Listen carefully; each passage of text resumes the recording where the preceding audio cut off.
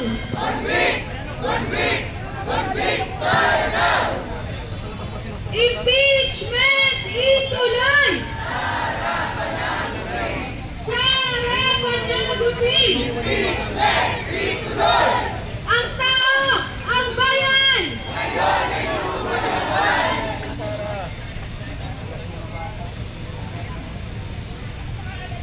Ang tao!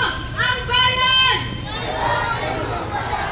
Tuloy-tuloy ang laban! Ang tao! Ang bayan! Impeachment ituloy! Sara Panagutin! Sara Panagutin! Impeachment ituloy! Convict! Convict! Convict! Sara now! Convict! Convict! Convict! Sara now! Convict! Convict! Convict! Sara now! Convict! Convict! Convict! Sara now! Huwag matakot! Mahirangan! Ngayon ay lumalaban!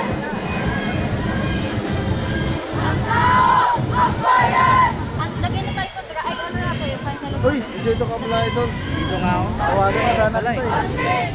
Convict! Ayun, Sara now! ayun, ayun. Convict! Convict! Convict! Sara now! Duterte Panagutin! Marcos Riguin! Ngayong araw, nasa harap ng tarang-taran ng Senado ang taong bayan para ilustrad ang ating panawagan na ituloy na ang matagal nang dinedelay na impeachment trial ng pahirap, magnanakaw at sinungaling na Vice Presidente ng Pilipinas na si Sara Duterte. Hindi tayo papayag na ngayong araw sa gagawing pagpupulong ng Senado ay sila-sila lang ang magdedesisyon para sa pananagutan at hustisya na matagal nang hinihingi ng sambayan ng Pilipino. Para sa ating unang tagapagsalita, tinatawagan natin si Bong Paladino ng Bayan. Convict! Convict! Convict! Sara now! Convict!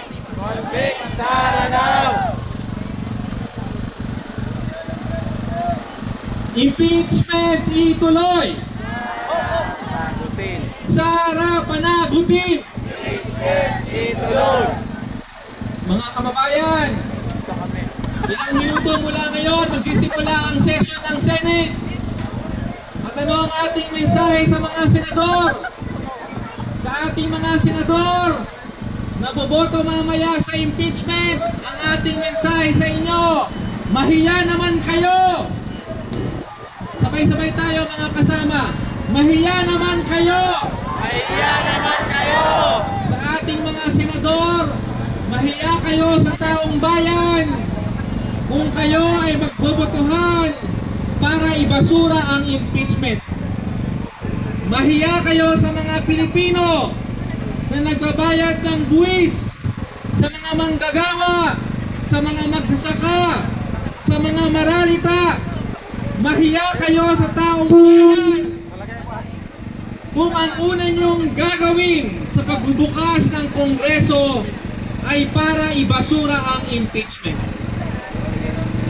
Buti sana po ang pagbobotohan nyo mamaya ay para sa dagdag na sahod, para dagdagan ng budget para sa ayuda at serbisyong panlipunan. Pero ano ang unang pagbobotohan ng mga senador? Bakit daw napakaraming kontrata ng mga politiko sa pamahalaan? Lahat yan walang silbing mga pahayag kung papayagan nyo lang na makatakas sa pananagutan si Sara Duterte. Huwag nyong gamitin ang ating mga batas at alituntunin para patakasin si Sara Duterte at pigilan ang mamamayan sa ating panawagan na ipagtanggol ang katotohanan, ang pananagutan at katarungan. Dapat ang mga senador tumindig para sa katotohanan at katarungan. Ang dapat bigyan ng mas mabigat na timbang ang tunay na usapin. At ano po ang tunay na usapin dito? Ang tunay na issue dito, si Sara Duterte gumastos ng 125 million pesos in 11 days. Ang kanyang confidential funds, 600 million pesos. Huwag niyong sabihin na ito ay hindi issue ng mga karaniwang tao. Dahil ang pera na yan, dapat sana nagamit para sa ating mga eskwelahan, sa ating mga ospital, sa ating mga pabrika, at sa ating mga pamayanan. Subalit ang pera na yan ay binulsa lamang ng mga tulad ni Sara Duterte. Kaya kung ang mga senador ay para sa katotohanan at katarungan, dapat hindi ibasura ang impeachment. Dapat tumindig ang mga mambabatas na habulin itong desisyon ng Korte Suprema at igiit na kailangang sundin kung ano ang tama. At yan po ay pagtindig para sa katotohanan, pananagutan at katarungan. Ang ating mga senador dapat maging senador ng taong bayan, hindi senador ni Duterte, hindi sunod-sunuran sa Malacanang. Dapat tumindig ang mga senador para magbigay ng aral sa lahat ng ating mga opisyal. Dahil kung ibabasura ang impeachment mamaya, ano ang aral po dito? Na ang mga tiwali, ang mga magnanakaw, pwedeng magpatuloy sa kanilang pagnanakaw basta kakampi nila ang mga senador. Kakampi ang Korte Suprema, kakampi ang Malacanang. Papayag ba tayo doon, mga kasama? Papayagan ba natin na ibasura ang impeachment mamaya? Kaya ito po ang ating babala sa mga senador. Kapag tinuloy at ibasura ang impeachment, ang katapat po niyan ay galit ng taong bayan. Bubuhos sa lansangan ang mamamayan.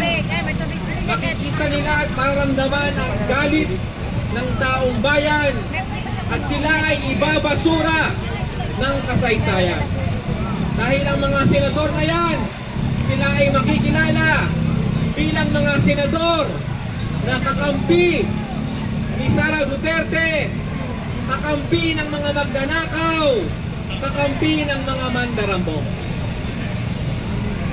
Kasama natin ngayon iba't ibang mga grupo para sa ating panawagang katotohanan at katarungan. Palakpakan natin ang pagdating ng mga kasama natin mula sa Bunyog, San Lakas, BMP Oriental.